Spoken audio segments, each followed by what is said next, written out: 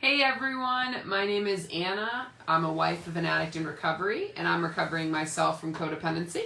And I am Mitchell. I am a gratefully recovering addict and alcoholic. I'm grateful to be here.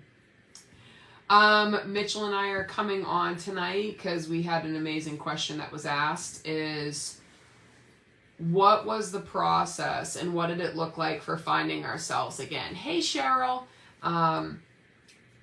whether the addict in recovery or the family member, because we do get lost in the addiction. So we were going to answer that tonight. There's something else I was going to say, but I don't remember. Oh, I was going to say thank you everyone for your patience. Maria Reese is sleeping now right beside us, so she did go to bed, but it did take to about 10. Hey Abby, we're going to answer your question tonight. So again, we're going to be answering what the process looked like for finding ourselves again individually. And I'm actually going to have Mitchell take that away first. And I guess probably even express, how did you lose yourself? Let you take that. Or not even ever know yourself. That's true. All right. Hey, everybody. Abby, how you doing? Great question. Hey, Amanda. So I would say that... I never thought about that question, if I knew myself or didn't know myself, probably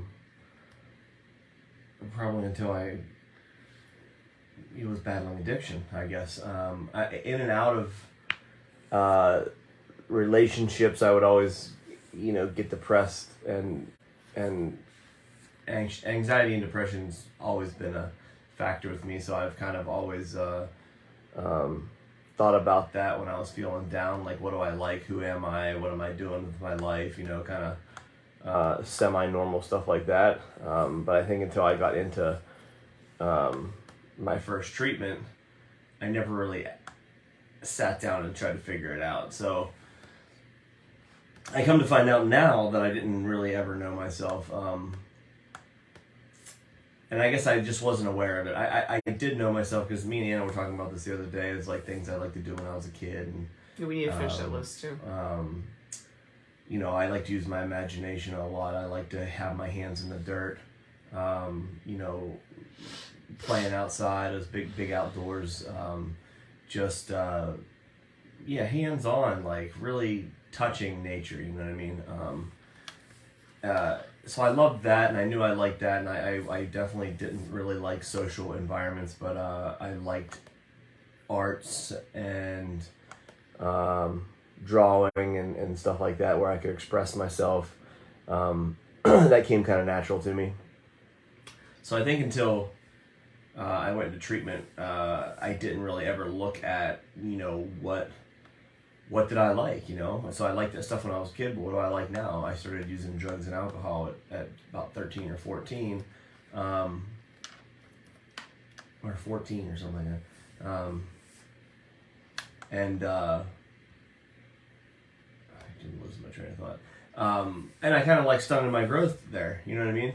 So I never really thought about that later on. So in early recovery, what I did to find myself was I thought back to my childhood, what did I like to do? So I started drawing, and I started, I never liked reading, but I started reading a lot, and I found out that I actually liked reading. But I started drawing. I actually started knitting hats in treatment, and I found that I really liked that because it was hands-on. And plus I was making things for people, so it was like service. So even though I kind of hide behind that antisocial label or introvert, I really do like connection. I really do like being around people and serving people. So that's something as well. I don't like being, run by people. If that makes any sense. I don't like really doing jobs where, I really don't like doing jobs where I feel like there's timelines and I'm owned by the customer, you know what I mean? I like doing service for people because I like to do it. It loses a lot of magic for me whenever I'm doing it for deadlines. And I think that has a lot to do with my childhood and in school. Yeah. So I think, if anybody out there is trying to find themselves, I think the best thing I did was I experimented with what I liked to do when I was a kid. And like I said, that was like the arts and drawing and when I was a teenager too, even in the midst of drugs and alcohol, I liked fishing and I do that, and being on the water. I love the beach. So Anna pointed this out the other day, like building sandcastles. Like when the kids start building sandcastles, like I jump right in there. Like it's therapeutic for me. And we were talking about that the other day, and I actually remember building like little in-ground swimming pools in the sand when I was a kid, like making little steps and making it look like a pool, like just, I don't know, just a little pool in the sand, you know what I mean? But it was just fun. So those kind of things are still fun for me. And I think the more important thing, because that's like stuff to do, right? Like finding myself, I think, was along that process. I found out that I'm not a lot of things that I said I was before. Like introvert, you know what I mean? I do like doing things. Like do I like planning things? No. Do I like, scheduling things? No. But like I do like connection, you know what I mean? So finding myself was like kind of rewriting my core beliefs, I think, a little bit.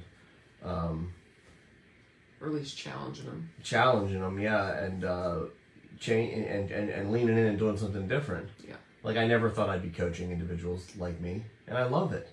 I love coaching, other addicts seeking recovery, families in recovery, like sharing my experience. I never knew what to talk about whenever I was like growing up, or with friends. I thought like I was talking with someone the other day about how they too, but like I always felt like the like if you would say third wheel, but like of the friendships, like I never felt like I really made these friendships. Like I don't know, I never felt like connected to people, and I don't know if I like tried to like if I thought there was something that was gonna like be like this concrete, hey, you're connected with these people, they're like friends, but like it just didn't feel like that ever with me.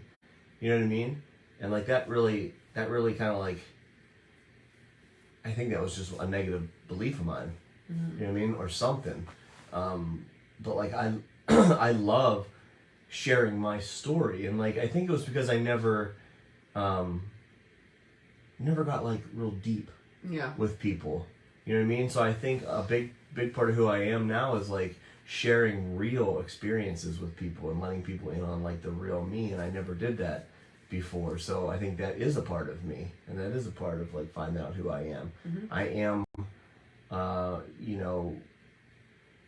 my experiences, and don't shy away from those. And I think I lied so much in my lifetime growing up that I was never like able to like tell the truth or like be real. Yeah. I think that kind of stunted me too. So, on the journey to find myself, you have to ask yourself, who are you? Who do you want to be? I kind of, when I didn't have any idea of how to even get there, I started picturing people that I look up to, or, and that was other people in recovery that maybe had a couple of years under their belt, or like had families, or maybe they were counselors or therapists. I looked up to them and I said, what are they doing? What do I like about them? And then I would kind of say, do I like that? So I like trial and error. Yeah. You know what I mean? But I tell a lot of my clients that too. It's just like, if you don't know who you are or who you want to be, like, who do you like and who do you follow? Who do you know what I mean? And then why do you like them? And then they start saying, oh, because they're honest, because they're genuine, because they're okay. So you want to be honest and genuine, you know what I mean? Yeah. So that's kind of how I went about finding myself. I think our paths were similar. I will say that because I know a lot of people on here can relate to this. When Mitchell was in the midst of the addiction, I really did lose myself. And what do I mean by that is I stopped focusing on myself.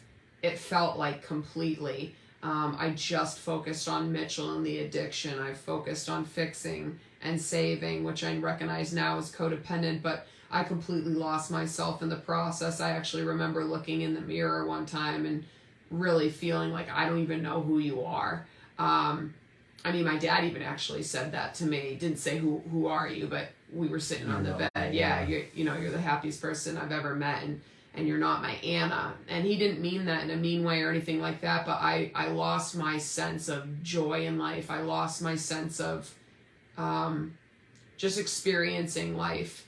And so for me, it was a long road. I will tell you though, 100% I know the first step of finding it. It was getting a support system. I can tell you that right now. Because when Mitchell was in the midst of the addiction, I always knew of AA, but I knew nothing of family programs. I knew nothing. I didn't even know Al-Anon existed. I didn't even know that word. So I just didn't think there was anyone out there that could understand what I was going through, because all I always heard was leave.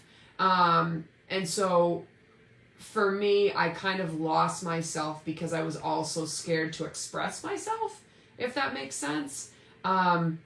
So I lost sense of self-care.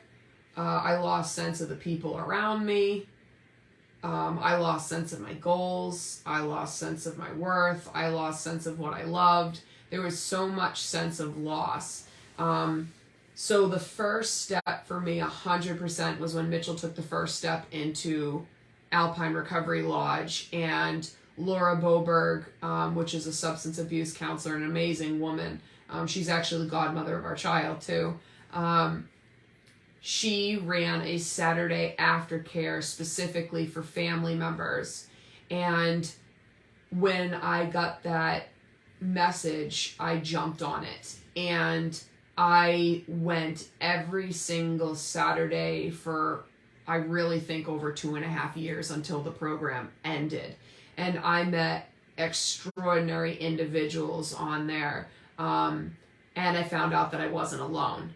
So I think that was the first step for me. Is I felt very alone. I didn't believe anyone could understand me. So therefore I didn't get to process my own thoughts. I lost myself in my isolation. But when I found people like Richard and Lisa and Janet and Tracy and Elise and Janelle and so many other people, I started finding myself again, because I think I started expressing myself again. And that's why I tell people, and when I say this, don't worry, I'm the person that always apologizes afterwards too when I express myself. But I have a lot of people that express themselves and they go, I'm sorry. Please don't ever apologize if you reach out to Mitchell and I. And the reason being is because of what I'm telling you right now. The first step of finding myself was opening up to like-minded people on a recovery like mine. So 100% that was the first step. And I just have a question about that. I'm glad you said that the support network. Yeah. Do you think a big part of that for you was also because you could open up to them, and you could kind of share your experience, so you could like kind of stop and get out of the traumatic experience, so then you didn't have to focus on any of that stuff, so you could actually focus on yourself? Yes. Yeah? Yes. Okay. Yes. And because in the whole process of that, through my Alpine family support and Laura, and the other counselors that were there, I think, without me knowing, because I admit I went first to that family aftercare to help you. It was never about me. For sure. But I think over time they challenged me. And so I will tell you, another step of finding myself was learning about codependency, learning the behaviors, why it occurred. Yeah, so definitely second step was obtaining new knowledge about addiction, about codependency, about healthy communication, about how to healthy support Mitchell, about self-care being self-full, not selfish. So that was a massive part, I think, for me too. So it was support, it was gaining new knowledge.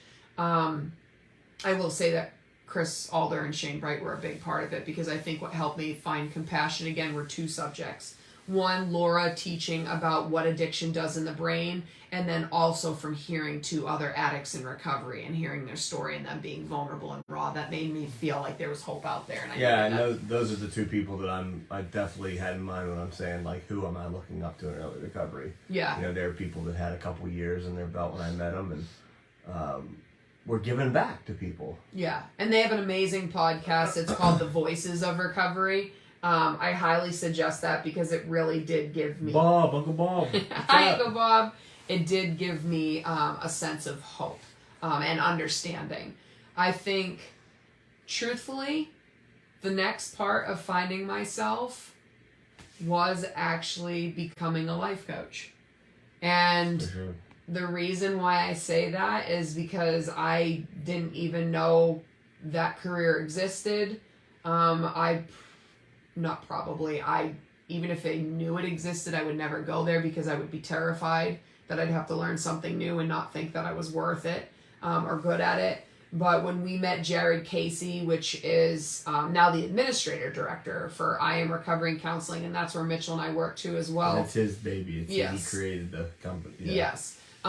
We sat down with him when we were trying to pick an outpatient program. Mitchell was trying to pick an outpatient program. He wanted my feedback. We sat down with him, and I just started expressing to Jared, how much I felt the family members had their own recovery and their own healing as well, and how much I learned about codependency. And maybe about a week or two later, all of a sudden Jared's like, I'm going to have someone called Chris Avery call you. I really think you'd be a good life coach. And that terrified the crud out of me. And then Chris Avery reached out to me, and I truthfully do believe learning new knowledge and how to become a life coach taught me how to challenge myself in a lot of my negative core beliefs of not thinking I'm good enough. Who am I to tell people my experience or skills and tools when there's days that I still struggle to use mine? So there was a lot of that. So I think life coaching really helped me because it, in a sense, I joke about it, but I really find it's true, is that I went through the I Am Recovery and Counseling program too. So what you went through about really what you did learn about skills and tools, how to work through anxiety, how to ground, how to challenge your self-worth, how to challenge your self-talk, like all those things I learned, and then also was able to challenge myself.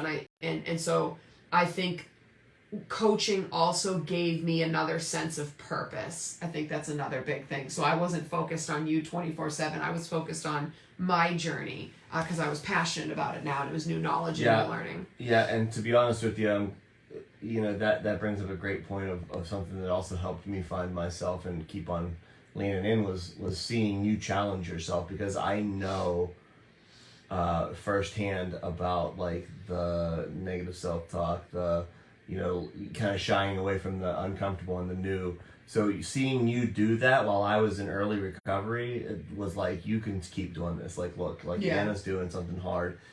She came out here to Utah. Like, I know it wasn't easy to talk to Chris about like doing those things, and like you always told me how challenging it was, and it allowed me to see, wow, she's really working on herself and challenging herself. And I was like, that's amazing. So like that means that like I'm doing a good job. Yes. Because like you were like leaning into it too, and it was like, wow, like we are both at a great place. So we both, that's actually probably you just hit a good point. A big way of why we found ourselves back to ourselves is because we finally took our own part, our own accountability. Because when we're wrapped up in codependency, we don't know where one starts and where one ends. And when we both started working our individual recoveries, we started really seeing in our communication, in our experiences and our choices, what was yours and what was mine. And I think that helped find ourselves, because if I always blamed you for everything, I could never find myself. But when I recognized I had choice in the matter and I had to face my own hards and uncomfortable, that made me figure out where I am, where I stand. And I think that's actually, I've never even thought about this before, but I think that's a big reason why we do work through stuff pretty decent, because I didn't really absolutely think about it. We sat through like same groups and stuff like that, so it was like we were kind of both in treatment. Yes. I know we were both in treatment, but I'm just saying, like, because I remember when they first asked me, they're like, Anna, they're like, do you mind if like this is your program? They told me right straight up, Mitchell, this is your program. Like, Anna does not have to be in any of the groups or anything like that. Yeah. Because this is about you and you're the client. Yeah. You know what I mean? And I was like, no, I'm great. I'm awesome with it. Like, thanks for asking. I'll let you know. But like, I didn't realize like that's what they're meaning. It's like, it's hard to recover, and then it's hard to recover with your loved one that you've hurt. Here's the thing, though. I had sitting in the group with you. I don't even know if you know this, but I told Cameron. I told Cameron this though. Yeah. Is that in the beginning when I was there in group, like I love the group and I was definitely taking it for me, but there was a part of me, also my codependent self, is Is he not sharing because I'm in here? well, that did come to that, but my codependent self was like, I'm actually seeing him work a recovery, so I know it's occurring and I know it's happening. Oh, that's why you did it. Just kidding. No. And so, but I will tell you, there was definitely, I'm not going to lie to anyone on here, there was definitely a part of that because I was still struggling with my codependency there, because anyone on here that's family member can relate is there's a lack of communication. And so when I'm actually finally seeing you do it, that helps me. But and I was able to have a whole month in before you came out anyways, permanently. So. Yes, but towards the end, I started recognizing, like, I love the groups, but this was yours. Without you even saying that to me. And I actually went into Cameron one day, and I went, Cameron, I've realized I'm not going to come to groups anymore. I want Mitchell just to have, and he said, I was wondering about that. He said, I noticed that you took a step back. And I said, well, I realized I had a real aha moment is, am I happy because Mitchell's in recovery, or am I happy because I'm actually happy? And I knew the truth of the matter. I was happy because you were in recovery. Yep. And so for me, I realized I had to continue working my own recovery, whatever that meant, because I can't put my whole happiness dependent on if you use or not. I had to find my own footing. And that was a big push. So I think learning about that was good. Abby wrote, how far in did you become a life coach? Eventually, I'd love to be a clinician, but I feel like right now it's too close to home. Mike's Rehab wants me, but I'm like, it's too soon. So Abby, it was about, they asked me about 4 months in this last time. 3 months. Yeah. 4 months this last time. I think it was 4 months. 4 months in this last time, they asked me to be a life coach. Before that, though, I had been going to that Saturday aftercare for about a year and a half, and really working my own recovery, whether Mitchell was in recovery or relapsing. But it was about 4 months in this last time when Mitchell went to the 90 days of rehab, and then he was about 30. Well, I guess you weren't 30. Well, I don't know. It was about 4 months. I think it was about 3 to 4 months that they asked. Yes. It was right around there. Yes. And I'm so with you, because for me, I was like, how are they asking me this? Like, I'm still in it right now. I'm still having triggers. I still have trauma, but that's what I mean. I think learning this new information and really it having been on me, and now I'm at the point where I want to focus on me, I truthfully think it really helped in my recovery. And then absolutely, because when I had other clients that were either family members or addicts in recovery, it really helped me understand more, compassion more, challenging myself, my core beliefs, my self-talk. Am I good? Am I not good? Like all these different types of things. It absolutely really helped me. And then working with other coaches that challenge you, again, another support system, it was something that really helped me. And Mitchell did a big key with that too. I'm so with Mitchell of, I had to take a pause and ask myself what made me me. And I went back to childhood. What did I love in childhood? What made me me in childhood? And a big part of me is my spirituality. And that was a place that I had to find again. It took me a long time to get back there again. But I'm finally back again. And that's huge. Yeah, it's huge. It feels good. But it was getting back to self-care too, because self-care for me are all those little things that make you light up like a little kid again. And that helped me find who I am. And I think that's a really great point, is spirituality is a key to our programs. Yeah. No matter what that looks like. I've always been like, no to religion, you know what I mean? Because it's like I just couldn't conceive of all these people in this church like believing the exact same thing. But like once I wrap my head around like, okay, does going to church make you feel good? Yes. Is the message good? Yes. Do you have to believe everything that everybody sitting around you believes? No. Like, can God look and be who you sense and think and feel he is or she is? Yes. So it's like, once I found that, it helped me find who I was, because I think we are all spiritual beings. You know what I mean? Even if we recognize it or not. So I think being shut off to that spiritual side, you're gonna find yourself, or you're gonna have that hole that needs filled. You know what I mean? There's some sort of spirituality that we have as human beings. You know what I mean? There's something that we reach for that's not definable. You know what I mean? It doesn't make sense that we have to have faith, because we have to have faith a lot in things and people. So I think that's a big part as well, like you said. Yes. And then I like how you said the self-care. I think we both learned about putting ourselves first, Yes. which meant we didn't have to do everything together. If Mommy time. Hi, Mom. Hi, Marcia. I love you. But self-care is awesome, but it made us realize that we didn't have to do everything together. And in early Yes. recovery, like Anna just said, like she wants to see my recovery and see these things. But like when we were out in Utah, like I'd go snowboarding and she'd go do something else. Or like we'd go on hikes together. But if I was hiking like a hard hike to Y or whatever, you know, you were like, But no. why? You're Get like, no, outta I'm here. good. And I'd go myself and then come back. Or like our own meetings and so like we didn't rely on each other. And that was a huge part in finding ourselves is it's okay to like we like different things. You're not gonna like exactly everything your partner does. And if you do, eventually you're probably gonna want to at least do something on your own. Like if you've never gone to the movies by yourself, I highly recommend it. It's Oh my God, it's so much fun. it's fantastic. Or like going out to lunch for yourself, even if your significant other's there, like at home or doing whatever. Like if they watch the kids and you go do something by yourself, like I thought you meant you guys go to a restaurant, you sit by different yourselves. different places. No, but like that's great self care because we're treating ourselves. You know what I mean? Like if we're always with somebody, it's great too. But we're not like treating ourselves, and that was a big piece for me. Yeah.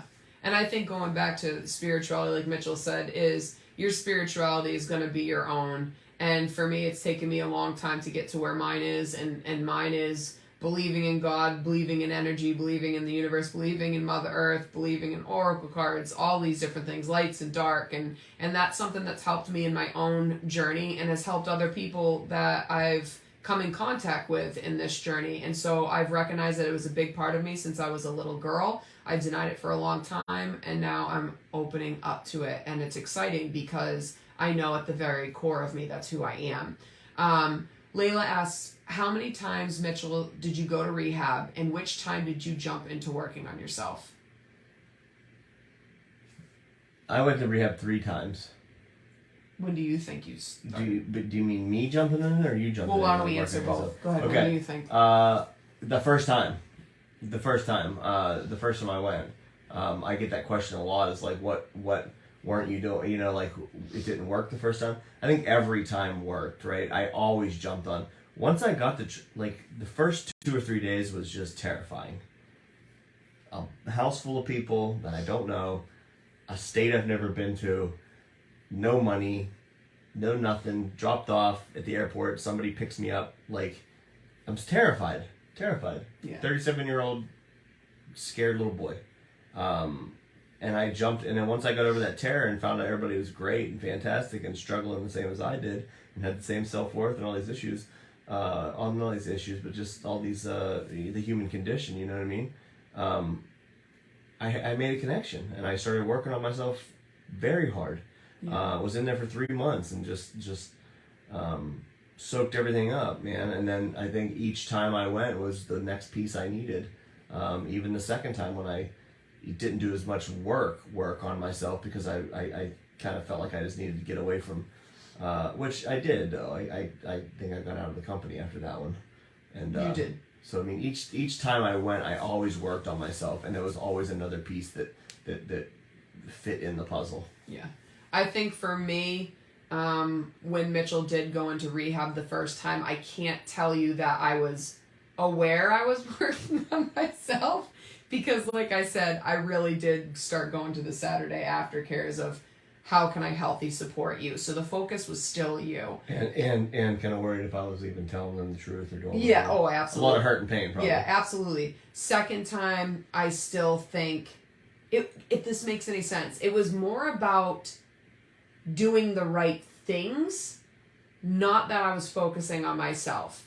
So it was more about, and I know there's a lot of people that can relate on here, and especially if there's some clients I listening agree. right now. It's more about, Laura, what do I do right? How do I talk to Mitchell right? How do I do this right? How do I do that right? So Which I think those it are... wasn't about, but it was not about me still. It really was about, that's my codependency. I want to do everything perfectly. I was so scared of making mistakes. So it still wasn't really about, even though I was working on myself, I wasn't aware I was working on myself. So it Right. really wasn't until, truthfully, till I chose to write those two letters. To write those two letters to you and then pack up all my stuff. I think that was the moment where I was like, I have to do me. It's not about Mitchell anymore.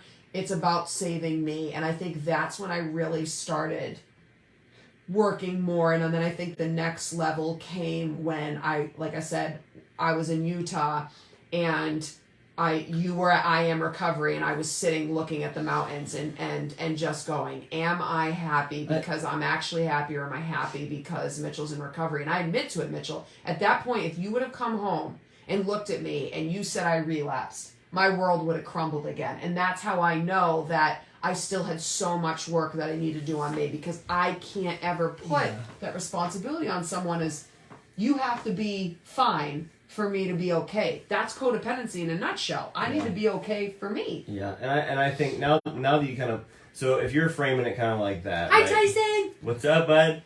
I think if you're framing it like that, like Yeah. when did you really start working on yourself, right? Because I always did the work, and I like how you're saying, like, I was doing the next right thing. I was doing what I needed to do to get time under my belt, and I was doing a lot of prep. Yeah. Right, but then you have to get back into the real world, like out of treatment, to really, I think, start putting that stuff into action. Mm-hmm. And I did, but I was going through the motions, right? So I always worked my program, and I always worked on myself. But really, I think when I actually recognized working on myself, like, fully, was probably once we came back. I think once we came back from our cross country trip, because I think it was like, you know, I was on naltrexone, or I was on the Vivitrol shot. Yeah. So like that was helping with cravings. We went to a family vacation, so I had to lean into like, oh, I have self-care, so I'm bringing a book, so if I get too triggered, like I can go do this. I made plans with Anna, like if this happens, like, you know, I need to leave. So really starting to put all these things into motion, I guess is what you would say, is when I really started working on me without like the help. Without like all the stuff that 18 months gave me, I started using then. Utilizing. When I agree. When I got home. I agree to that. Because I was actually telling someone the other day of, when do I think the first time you actually took accountability for your actions? Probably when we were selling the house. No, it wasn't. It was before that. It was around when we actually created We Are Recovery. That, like, so that was 5 months clean. Yes, 5 months clean. The last time, and I think it was because you did apologize for yelling at me when we were at the house and having a hard conversation, and because you remember you said the pause, and then you took accountability for what was your part. But before that, it was just still kind of like, I'm sorry, or I could see how you're feeling that way, but not like, this part is mine to own. Yeah. But it was 5 months that last time. But it was littler things, and then it became bigger and bigger. The other thing I wanted to touch base on of how I feel that I found myself, we kind of touched on it, but it absolutely was no longer looking at Mitchell and looking at me in the mirror and being help me, Mitchell, the word, when you're kind of like viewing on the side yourself, a bystander. Yeah. I did this with Joel the other day too, and I couldn't remember what the word was. But like being a bystander on this observer. That's the word. Thank you, baby. Being an observer of my self-talk, and we talked about this last night in the live actually. So when I finally really was an observer, when I went through hards, I always thought, like, I would talk highly of myself of, like, in the fun moments, like when butterflies would fly by, I'm like, I love myself, like, this is exciting. But when things got hard or I made a mistake, I would call myself a failure. If I believed I made a mistake, also, like, I would think I was a reject. I would think I was stupid. Like, all these things would come in, and so I'm hurting myself. And so what I needed to really do was be an observer of my self-talk and not talk down to myself even when I saw it. Just kind of start journaling it, writing out, seeing it, and then starting to tell myself affirmations, positive affirmations, to help myself. So if I believe mistakes were failures, I would then say, Anna, mistakes are not failures. They're opportunities to learn. And slowly over time, that helped me challenge my belief system, and that's another key too. Finding who I really was challenging my belief system, which I did believe I was defective. I did believe I was unlovable. I believed a lot of what you went through is my responsibility, and I had to recognize it's not my responsibility and give it back to you. Yeah. There was a lot of things that I had to challenge for myself, and about my worth. And I think when I did that, that really helped me move forward, and that was learning grounding techniques, learning affirmations, and actively taking the knowledge I've learned and put it towards with an intention. Yeah, I think awareness is definitely key. Like Yeah. you're saying, you have to be a just silent observer of what is going on around you to find yourself. You know what I mean? Like Yeah. we have to ask. You know, I can't even tell you what my thoughts were in the addiction. I really can't. I mean, I'm sure they were just terrible, just gloomy, doom and gloom, just terrible. But like now, it's so different. Like even if something's messing up or I'm not doing something or I'm frustrated, like when I used to just jump on that thought, now I'm like, I like point out to myself like, you know, you did this and you're a little late. Next time we shouldn't procrastinate or like this. And like it's working it out. It's saying like I don't like bash myself anymore. I just say, let's make a mental note of this so I can correct it a little bit next time. Yeah. So I can not make this choice and then get frustrated. Or like, hey, if you're aware of what's going on now, like there's always a side street you can take, you know what I mean? Yeah. Yep. So just seeing that, but awareness of what you like and don't like, Yes. or awareness of other people, awareness of your thoughts, that's the number one thing I think for me. Abby wrote, is it terrible that I'm jealous that you had all of this before you had your daughter? Nope, not at all. Like I That's said, very all I grateful know of for my that. identity right now is being a mom. And Abby, no, that's not terrible to say at all, because I do know it was a blessing to go through what I went through before being pregnant with Maria Reese, before having Maria Reese. I will tell you though, I'm definitely still trying to find my identity and who I am. Like I told you, my spiritual side's coming in, but sometimes I still rejected it, I doubt it. And I know that's, a massive part of my identity. I think what I can tell you is that I struggle with not even having an identity before, and I'll tell you what some of my identities look like, because I believed I was nothing. In the beginning, my identity is when I was leaving high school, what am I going to become? I'm nothing. And the only reason why I went to college is because someone came in from the college and filled out my application for me. Because I just thought that's what you're supposed to do. So for a little bit, my identity became a college student. Then I still didn't know what I wanted to do, and that's why I did the Disney college program. So my identity was being a Disney cast member.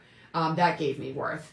Then, and the reason why I'm telling you this is because how you're putting your worth and your purpose, I'm assuming what you're expressing is in being a mom. Mine was, at first, was being a student. Then it was being a Disney cast member. Before that, actually, was being a pool shark. I was very good at pool. So, to be completely honest with you, Abby, that was a big reason why I didn't leave the attic sooner, is because my identity was no longer the Disney cast member. It was no longer being the college student. It was no longer being the pool shark. I was a wife and I was a caretaker. And I admit to that. Mine was what I believe society and other people wanted of you, is you need to be married, you need to have the career, you do this. Well, I didn't have the career, I didn't have any of that. And so I think I got really wrapped up in being the wife, and having the good relationship that people thought I had, that we definitely did not have. Everyone would always say, oh my God, I wish I had a relationship like you and Mitchell. And I was like, in my head going, no, you don't. No, you don't. And then it also made me go, wow, I must be a really good actress or something, because that's how deep my codependency was. Or everybody that was saying that relationship was even way worse. I have no. There was a lot of people. There are a lot of people, and so I Well, think, they didn't see all the nasty. but I got wrapped up in that too, and I think so. I'll let you know is, for me, I always say, and what I found is, don't let your identity be wrapped up in one thing. It should be many things. That was one of the things I learned in philosophy, was you should always be a person becoming. Mm-hmm. You actually shouldn't be able to fully define yourself, because you should be more than words can express. And so I think now, like if you asked me, who I am, I'm gonna actually give you the example that I told Chris Avery. He was like, what the hell, probably. I told him, I said, I'm the person that loves seeing wishies float by because I get so excited because I see him as a little soul, or butterflies dance around me and I get so excited, or I'm a person that dances in the rain. And because, Abby, I think that's who we actually are. We're not our career, we're not our job title, we're not our role, we're so much more. We're all our experiences that light us up in life, and maybe that's where you should start. And that's the humanity just says this, right? When people are like first meet, what does someone say? What do you do? Right? They don't ask who you are. They say, what do you do? True. So we get programmed that way, right? It's not like what our job is, because everybody that works in an office building isn't the same. Everybody that works on a construction site isn't the same. Everybody that does this job is not the same. You know what I mean? So it's like, who are you? What do you like to do for fun? You know what I mean? And I think that is what you have to look for, is like, hey, I do a couple different things, but who am I? I'm a person that challenges myself. I'm a person that, you know, has highs and lows. Yeah. You know what I mean? I have, you know, sometimes I have a hard time making small talk. Sometimes I, you know, I love to watch anime. You know what I mean? I love outdoors. I love going on hikes and being with my baby girl and reading and like telling jokes and, you know, being loved, hugging. Yeah. You know what I mean? Like, that's who you are. Like, how do you know? And if you're stuck in, like, you know, like You Anna, just made a really like good if point. Anna says, like Anna said though, if it's like, you know, I identify with being a mother. Like, well, what kind of mother are you? You know what I mean? Caring, compassionate, loving, do anything, teaching, you know, supportive, you know, outdoors, like adventurous. Like, there's the stuff, man. You made me like have an aha moment of something. Yeah, I did. Yeah, you did. Because ready, here's the thing, Abby, and correct me if I'm wrong, and this is an aha moment for me right now. We can talk about it later, to you and I.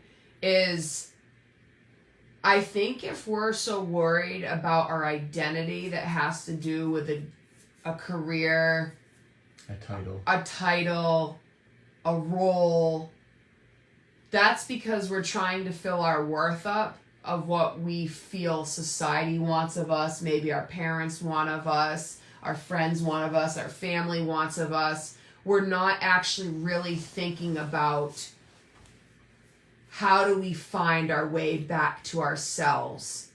Ourselves are exactly like Mitchell said. They are our experiences. They are the things that make us feel alive, whether they're good moments, sad moments, struggles. It's so many things, but you're so right. I think that is the key when we're always like, how do we find ourselves, but we're thinking about our identity, about a career, about a role, about all those things. It's more about finding our worth so that we feel we can be worth to other people, not actually really like who we are. Yeah, we don't know how to frame it. We don't know how to frame it. But like how you said is like when you just express is that people are asking you like what you do, not who you are, and that what already makes us. We're conditioned to just say we are what we do. Yes, that's and that's where our worth is. But our worth really is more in like how excited we get about things. So it really is like even if I didn't have the job title at all, it's like I love who I am because I do like to dance in the rain, because I do like seeing butterflies and I get excited, because I do like sitting down with the wildflowers. Like, that's me. Right. And that's purpose and worth. And there is a thing about titles that kind of take you away from seeing everybody as individuals. Thank you. It's I'm excited now. You know what I mean? Like when people like someone who's a doctor, like yes, they are a doctor, but like what's your name? You know what I mean? Yeah. You know, just like doctor, you know what I mean? But it's like, hey, our values, right? Values, but like, okay, I get that, but like, you're still a person like me. Like, it doesn't mean that you're any better or less than me. You have your specific thing, you know what I mean? And I understand the respect of like, hey, doctor this, but like, I'd rather be like, hey, you know, I'm gonna ponder what you said a lot more because I think that was really cool. Yeah, and then Go ahead. Joanne, right? Yep. Do you think codependency is different when you're a mom and the addict is your teenage daughter? I need to know she is okay so I can breathe. You want to go? I don't think codependency's. I don't think codependency is different, but I think there are a lot of gray areas with codependency. I mean, obviously, a mother and their child, you're gonna, it's easier when you know where people are that you love and care about. Yeah. I don't think it always has to be. I think there's just a lot of gray areas to codependency. There's a lot of mothering, nurturing, concern. It doesn't have to be enabling. It doesn't have to be, co-signing. It can just be the love and concern of where is this person. Yeah, my thing is exactly what you're saying and just expressing it in a different way, is that I don't think codependency is different. I think the behaviors are the same, but I think there's definitely different emotions and feelings and experiences there big time, because I don't, even though I know how it feels to love someone in addiction, I think my behaviors would come out the same if it was Maria Reese, but feelings and emotions and experiences would be very different. Definitely hard. So I think the behaviors would still come out the same. They'd still be people pleasing, not holding boundaries, hard asking for help, thinking that a lot of it is my responsibility, feeling shame and guilt that's not mine to hold, trying to fix everything. However, I think emotions, feelings, and experiences would be different feeling than going through it with you. I think it adds another layer. Yeah. I think it adds another layer. Like with a significant other, like you didn't know them your whole life, you didn't carry them and give birth to them. You know what I mean? Yeah. So not only are they a loved one, but they're also your son or daughter. So it adds levels.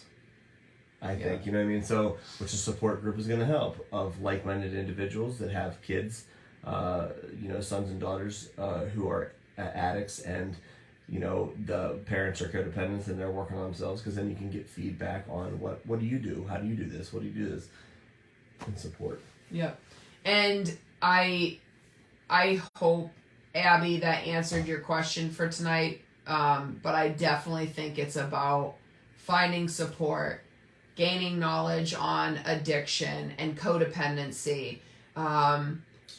Spirituality, reading books that you can, listening to podcasts that you can, taking an inventory of what makes you you, meaning the experiences that light you up and fill you up, not just your role or your title. Yes.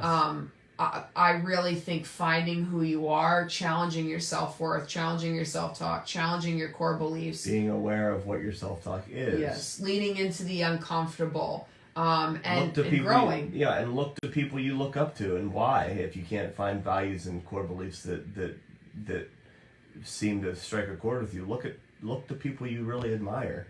Yeah. You know what I mean? And then say, why do I admire them? Because obviously there's something about that person that is appealing.